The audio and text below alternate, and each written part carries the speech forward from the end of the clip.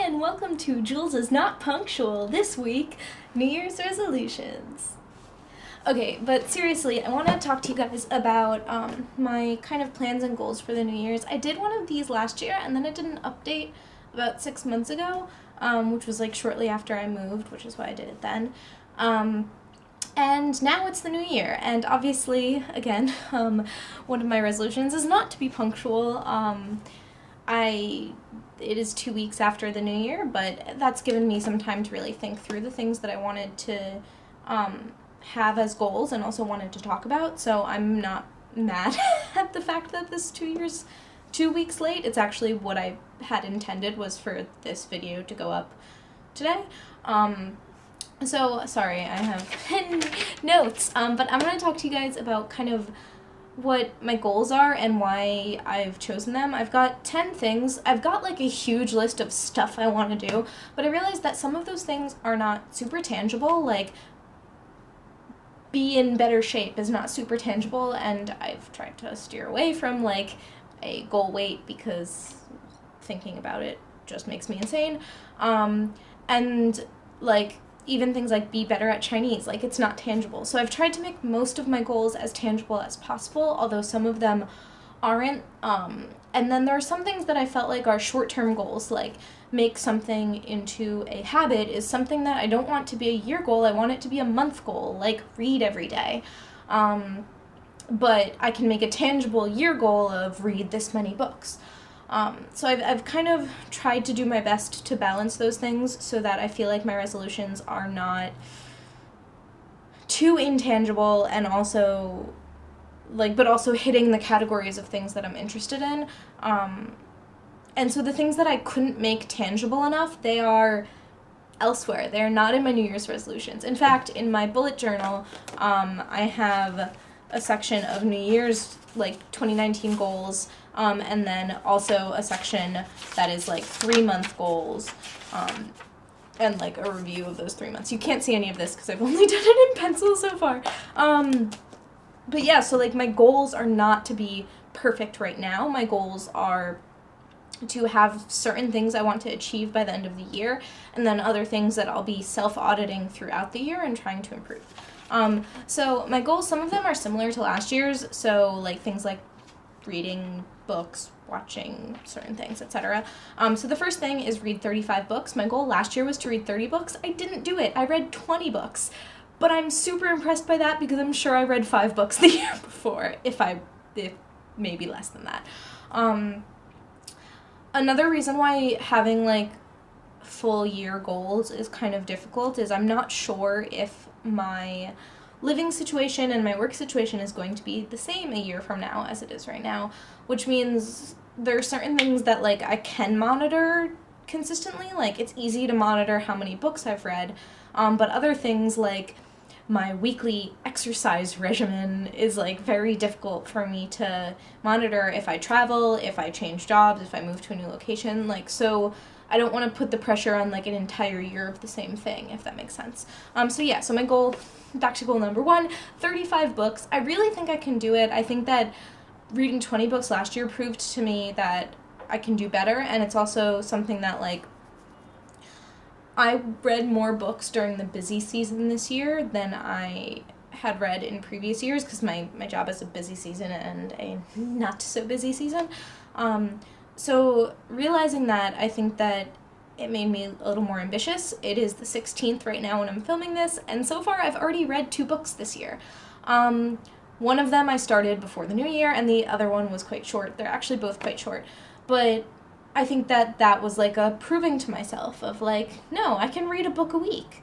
I won't always, and that's why I don't want to read 52 books, because I want some of the books I read to be 300-page books, and quite frankly, I don't think I can do that in a week on most weeks.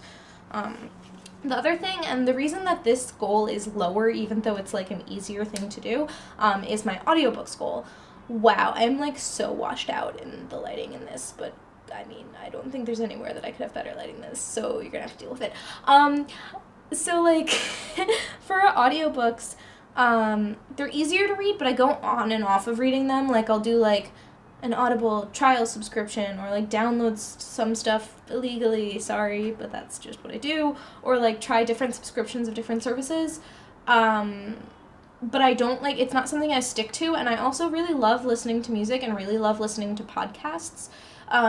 So I like to spend a lot of my commute doing those things as well. Like, there are some days where I'm just like, I can't listen to an audiobook, I need to just listen to music, or I need to listen to a comedy podcast, or I need to just think to myself and literally listen to nothing at all for my 20-minute bike ride to work.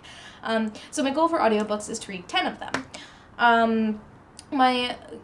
Then I get into some, so like, I think that this year, and I have said this the past couple of years, but I've been starting to really realize it's something I want to do, is that to create, I need to learn. Like, I'm constantly downing myself for not having enough output of things, for not putting up enough videos, for not writing enough things, for not drawing or dancing or being creative. And I realized that for me to feel ready to have output, I need input. I feel more creative when I take the time to, like, read, or take the time to, like, watch TV that I find interesting, because, like, TV is, sorry, but, like, for the people that, like, don't watch TV or movies, like, TV is art, and, like, there's a lot of that like, makes me genuinely happy. And so if I try to limit myself on those things, or if I don't push myself to engage in those things, because I can get very sucked in, like, a YouTube hole where I'm not really learning anything, I'm just watching 100 videos that, like, I don't want to watch anymore, but I can't, like, I don't have the attention span to watch a TV show that I could potentially love. So, I'm getting off track again, and I'm sorry, and I'm going to do that a lot, and I'm not going to edit this. This is going up pretty much raw, because I think that that's how my New Year's resolutions feel, a little raw, as always. And so what I really meant to say is that my goals are to get on track with, like, learning, and I've been meaning to do this for a long time, and, like, last year I set a goal of, like, a certain number of Coursera courses, like, online courses I was going to take, and I didn't do it. I didn't do any of it. So my goal is to do 4 Coursera courses this year. I'm going to do it. I don't care what any of you say. I don't think you guys don't believe in me. I'm more talking to myself in this one. I'm going to fucking do this. So, 4 Coursera courses. I don't know what on yet. Some Coursera courses only take, like, 15 hours to do, so I feel like I can do this. Okay, the next thing on my goals is to post 30 YouTube videos. I actually don't know how many I posted this year, but posting 30 is, like, a little bit more than every other week, so I feel like it's a good goal that, like, I can, if I'm trying to post things every week and it doesn't happen, it's not like, oh, now I have to catch up to achieve my goal. But if I am posting things every week and then something happens and I need to take a week or 2 weeks off, I'm also not losing. So yeah, so posting 30 YouTube videos for the year is my goal. I don't have a goal of subscribers, I don't have a goal of views, I don't have a goal of even quality. I don't care if the videos aren't good. I mean, like, I want you guys to enjoy it, but, like, to me sitting down and being ridiculous in my own head and, like, chatting and stuff like that, that's what I want to watch as a person. Like, I want to just watch someone blabber on for 15 minutes. And for me, I'm in a place where if I want to be producing things and putting them out there, they have to be a little bit raw and a little bit unedited, and I'll get better when I am, but for this year, that's not my goal. My goal is just output.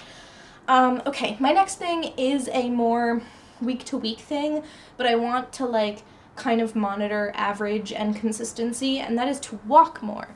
I started doing this, Miss Fit and Nerdy, Marissa, if you guys don't know who she is, I really love watching her videos. She, she's super into fitness and nutrition, and she likes to try and experiment with things with her own body, but also, like, looks into the research, and though I don't agree with her 100% on everything that she, like, scientifically believes in, I also think that she, like, does a pretty rigorous job, to figure stuff out, and she went to MIT, so she's super smart, which is cool. But yeah, so she started walking, and it inspired me because it's something I used to do, and it's even something that, like, I live in a city, so theoretically I would walk a lot, but I actually bike to work, to and from work every day, and then I just kind of sit down all day. And so this has pushed me to do, like, morning walks. Most days I've been trying to do morning walks, and the, like, 10,000 steps a day is a lot for me. Just right now, like, I've just, you know, I think I need to build up to it. So my goal right now is 50,000 steps a week. And so that's like 5 days a week doing 10,000 and 2 days of not moving at all. And I think that's been pretty manageable. Like last week I almost got that much, but the week before, totally nowhere close. And so I think that if I just kind of try to force myself to walk more, it does feel good. I have, like, a lot of back problems, so quite frankly, like, and hip problems and knee problems, so if I do spend too much time walking, I end up sometimes potentially in some pain, so I'm not sure if I'm ever going to be able to be someone that walks, like, 2 hours every day, but it's been feeling good, and I feel like it's a positive thing that I've added to my life in the past maybe 2 months, and so I just thought bring it into the new year. Item number 6 is read a book in Chinese. Now, this is what I meant by having a tangible goal for Chinese, is I want to be able to read a book. Not like a super, super hard book. Like, I'm cool with, like, a middle school level book, but even that's going to be really hard for me, and it's going to take a lot of work for me to get there because my Chinese is awful. But this is something that I was able to do by the end of when I studied Italian a couple years ago, but I studied it at school, so, like, I took Italian for a couple semesters, and the third semester, I think, maybe, I don't remember, we read a book, and again, it was a book that's probably meant for, like, a 10-year-old, but I read it. I read the entire thing. I understood it. And so my goal is to be able to do the same thing with a Chinese book by the end of the year. I think that to be able to do this probably means that by September or October, I have to, like, be good enough that I can start reading a book and then, like, read that book very, very, very slowly over the course of a couple of months. But we'll see. 7 is watch 50 movies. And I know what you're saying. I know what you're thinking. Jules, watching movies should not be a New Year's resolution. But like I said, for me, the intake and input of information is important to me. And I don't watch movies a lot. I watch a lot more TV. I somehow don't have the attention span to watch one 90-minute movie, but I can watch an entire series in, like, a day because they're cut up into chunks. So my goal is to watch 50 movies because that's about one a week, which means it'll force me to, like, take rest time. Like, I hardly ever watch a movie where I just watch it the entire thing through without getting up and doing 10 other things, which makes me realize even more and more that I am my mother, but not important. So my goal is to, like, set time, like, this be, like, a self-care thing, that, like, once a week I just sit and watch a movie and, like, have a cup of tea and... Is that how you drink tea? Okay. Have a cup of tea and, like, eat a snack and just, like, feel good about myself. Good time to put on my face masks that, I have one, like, peel-off face mask that takes, like, 45 minutes to dry, but works best if I let it dry completely, then peel it off. So that could be a thing I do during movies. Whew. Sorry, exhausted. Yeah, I know this is already a long video. I'm trying to move on more quickly, but, I know it's gonna be a long one, so bear with me, or don't watch the video. Okay, the next one is, so now I've got 2 more, like, week by week things. So I've got the walking, that's a week by week thing. I want to draw every week, which is something that I've been more or less consistently doing, and by draw, I don't mean, like, masterpieces, I mean, like, take a sheet of scrap paper and doodle for, like, the duration of a TV show, or, like, just for 30 minutes while I'm listening to music, and it's felt good. Like, first of all, my drawing is not good anymore because I don't do it consistently, but second of all, it's better than I think I thought it could be. Like, I feel like I'm doing better than I thought I would do, given the fact that I do not do it anymore. So, drawing every week, and the other thing is dancing every week because I love to dance. I've been a dancer most of my life, and I just stop when I'm stressed, and so I want to, like, take time to, like, dance my heart out because I feel good when I do that, and, like, this might just be because I'm an emotional wreck, but, like, in the past couple of weeks when I've, like, taken the time to do this and dance and put on, like, sad emo music that reminds me of my teenagehood. I just like a couple times I just started crying, and I was just like, maybe I just need this. Maybe this is like something that needs to be like therapeutic and self-care for me to dance. And I've really missed it, and so I really want to do that. And so that actually brings us to number 10. Okay, honestly, I thought it would take longer to do this than I have. Maybe I've been speaking way too fast. You guys can tell me. So number 10 is the most broad one, but on purpose. And that is to be better to myself. I think that and I think that a lot of these things encompass that, like forcing myself to dance, forcing myself to walk, forcing myself to draw. Like, a lot of it's about being better to myself and giving myself this space and time to do things that I know are going to make me happy. But it has so many other aspects to it. Like, like I said before, I have like chronic back pain, and I like get knee and hip pain, and I don't do anything about it. I started going to a chiropractor last year, and I did that for a while, and it was helping. Like, it started to help, but then it stopped helping at some point, and I realized that like the chiropractor was really working when I was like doing yoga every day, and then if I stopped doing yoga for a week, the chiropractor stopped working. So like, not to say that I don't think that going to the chiropractor was helpful and that I wouldn't do it again, but right now I feel like what makes sense for me is to like focus on like doing things for my body that are going to probably help with, especially with like my alignment, because it's just that like my shoulders are like this, and like my spine is all not, my spine isn't like, I don't have scoliosis, it's just that like I sit like this. So actually no, I sit like this most of the time, but so like one of the things on the list of be better to myself is like actually work towards trying to reduce the pain in my life, because why do I need that? Another of these things is like, don't hold on to stuff because you think that you have to as a aspiring minimalist, environmentalist, do-gooder, and frugal bitch. 'Cause I have like, I do declutter, and I do donate like clothes and stuff when I'm really not using them, but there's some stuff like that I'm just like, I have 500 t-shirts. I don't. In China, I have maybe 40 t-shirts, which is still too much, but I have more t-shirts in the US, and I keep them because in my head, if I wear one until it's worn out, I will throw it out and then take another one and do that for an eternity and never have to buy a new shirt, which is, number one, free. Number two, good for the environment because I'm using the shit out of the clothes that I have, and also, like, not rebuying, not buying from whatever. It just, like, it makes sense because the shirts function. But when it comes to clothes that, like, I'm not wearing because I don't like how they fit or how they feel, or, like, I just, like, have this image in my head that I'm gonna wear them, and